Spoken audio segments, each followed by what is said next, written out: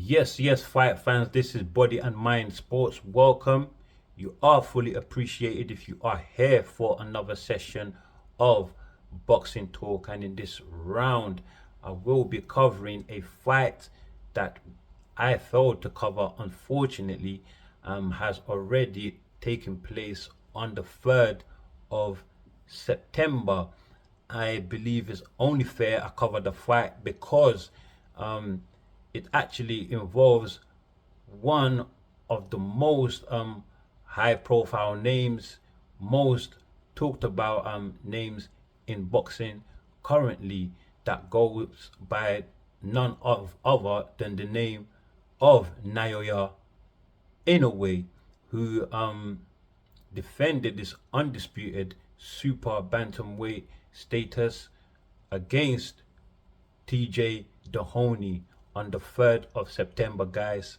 So, Naoya Inoue, 31 years old, 28 wins, 25 KOs out of those wins, has zero losses and zero draws. So this is an undefeated fighter, guys. Also a 4 division champion, 2 times undisputed. Currently undisputed at super bantamweight. And check this, guys. Out of his 28 wins, um, he has actually been involved in 23 title matchups, 23 matchups, which he has been victorious in all, which comes as no surprise to me as to why he is ranked #1 pound for pound fighter in many people's list, depending, of course, on which source you go to for your information. Um, it comes as a surprise to me, guys, that Naoya Inoue is facing quite a lot of criticism from several media sources and fighting fans alike. Um, Many are of the opinion, of course, that Naoya Inoue is only in the position he is today because he has not actually faced a fighter that could give him that could put him in an actual competitive fight, a 50-50 fight that he would actually have a chance of losing in. And the reason why I have trouble with that, because that gives off the notion that, in a way, who actually has not ducked any fighter at all in any of the divisions, is being in to be a cherry picker, a notion which I strongly disagree with. And I will tell you why. Because I actually believe that Naoya Inoue has in fact faced quite a few good fighters and credible fighters at that. It's only just that, when it comes to Naoya Inoue just happens to make these fighters look pretty ordinary because of the gap in skill and ability, and which is of no fault to Naoya Inoue, because he could, in trying to achieve the highest accolade in the divisions that he's fought in so far, he can only face of course the fighters that are available in that division, the champions which are available also in that division. But let me just go through quite a few of these fighters just to make my point. The first of those fighters being Paul Butler, who was a champion at bantamweight and faced Naoya Inoue, who, of course, Inoue defeated Butler to become undisputed champion after clinching his title at bantamweight. A very, very respectable and rated fighter in the division, you know, before facing Naoya Inoue, and is still well rated now. Um, Another fighter I would like to mention is, of course, Marlon Tapales. Marlon Tapales, who Naoya Inoue moved up from bantamweight to super bantamweight to face for a unification um, title fight that would, of course, earn him the right of becoming undisputed champion at super bantamweight, and of course Naoya Inoue was able to achieve that prestigious title of undisputed after defeating Marlon Tapales and capturing his unified titles at that division. But wait, I have two more fighters that I need to give you, and the first of those fighters being Nonito Donaire. Again, let's go back to bantamweight. Um, Naoya Inoue faced Nonito Donaire at bantamweight, of course. Nonito Donaire, who is now a retired Hall of Famer, a free division champion at that.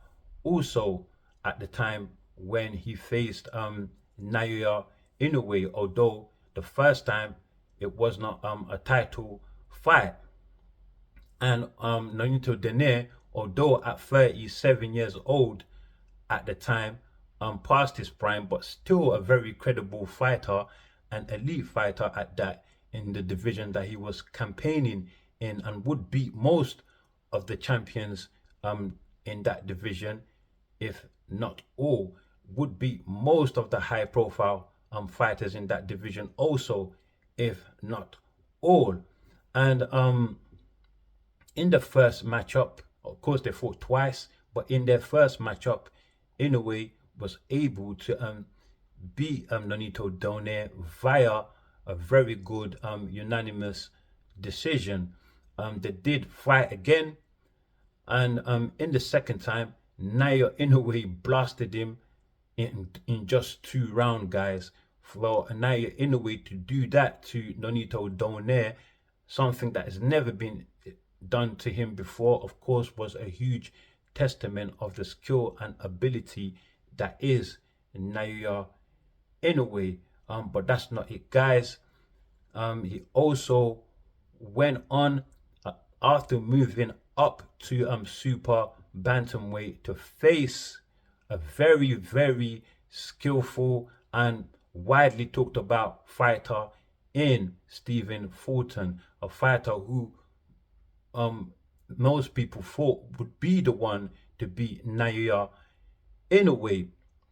However, they were very wrong, because Naoya Inoue actually made him to look like a very, very average fighter at that, blasting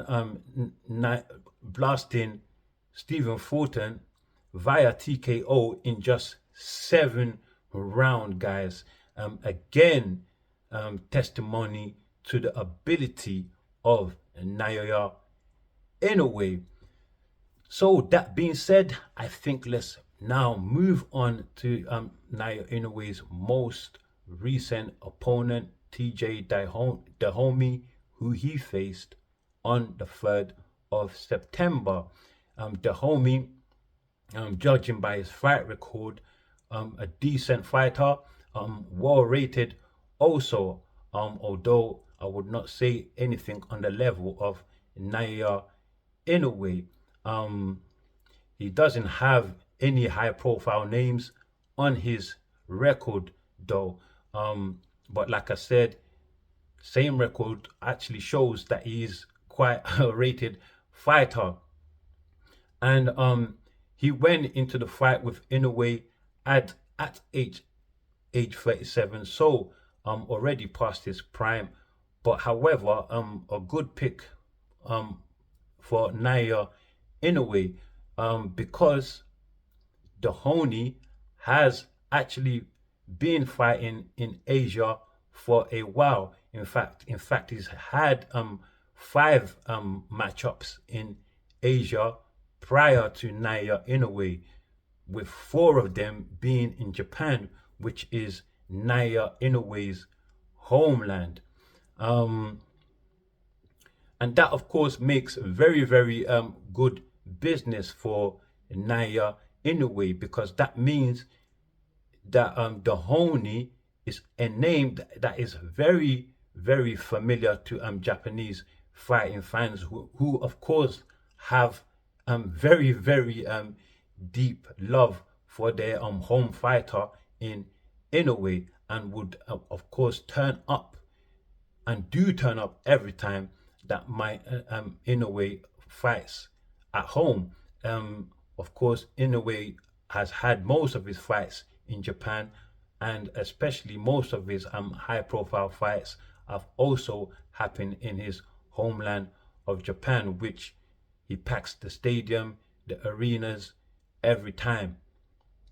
Um, so yeah, let's talk about the actual fight with Dahon with Dahoney, that Inoue had most recently. And in that fight, I thought Dahoney at first was doing quite well. It seems very, very tricky in that ring, for fighting mostly on the outside, but and also launching his attacks from the outside. Also able to hit with to hit in a way whenever he wanted. At will at first, if you ask me, but nothing really, really effective. And even so, Naya in a way looked in full control, even if I felt that it wasn't fully in his plan to be taking those shots from the homie, who was and who in that fight proved to me a very, very um, crafty fighter, with very, very crafty veteran tricks. But Naya in a way, like I said, seemed to be in full control of the fight, doing very well on the inside at first, landing very good body shots, which took his toll after a while. And in addition to that, was landing very, very good powerful combinations also. And the homie, the end was inevitable, guys, for Dahomey, because in a way, you know in good fashion, as always, dropped Dahomey in the seventh round with a liver shot. Um, Although commentators viewed it as an injury that caused the stoppage. However, I saw a liver shot, guys.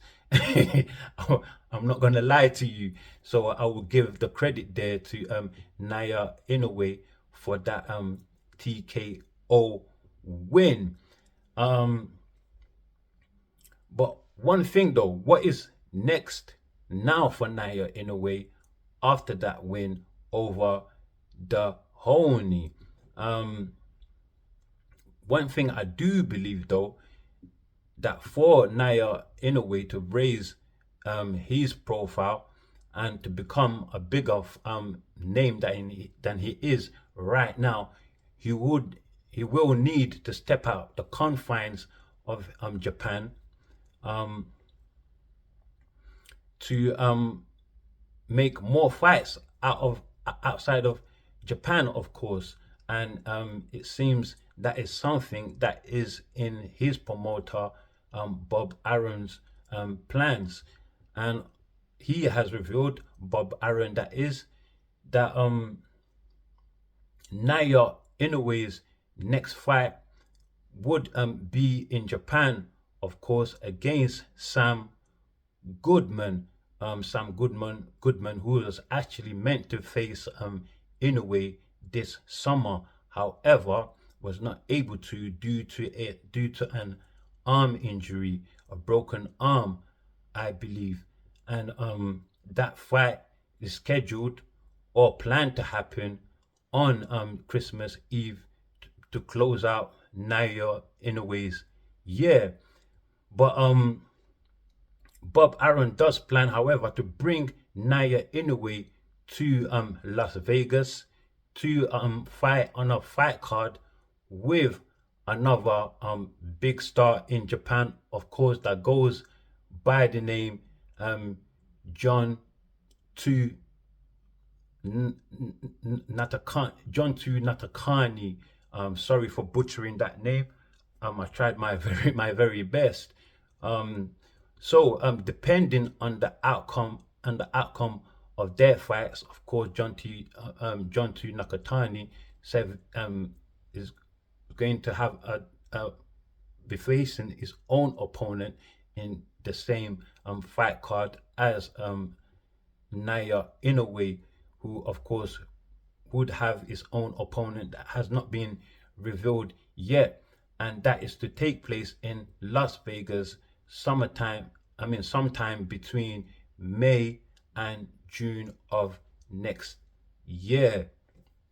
Um, and that is to set up a fight between those two um, Japanese stars who are actually two of the most prominent names in Japan right now. John Tu Nakatani, who is only 26 years old and already a free division champion, holding currently the WBC title at bantamweight. And Bob Arum seeks to set up a big fight between these two fighters in Japan, of course, at the Tokyo Dome, a fight fans have been clamoring for and have been asking to be set up. Um, and I believe that would be a very big fight, guys. Not only for Japanese fight fans, but for fight fans in general. Um, Bob Arum did also add that apart from in a way, you know, showcasing himself in fights that would be happening at Las Vegas, of course, to raise his his profile in America. He we shouldn't be surprised if Naya Inoue actually also shows up at a Riyadh season fight card. So that means he would also be fighting in Saudi Arabia also in attempt to, of course, raise his profile and amplify his name and status.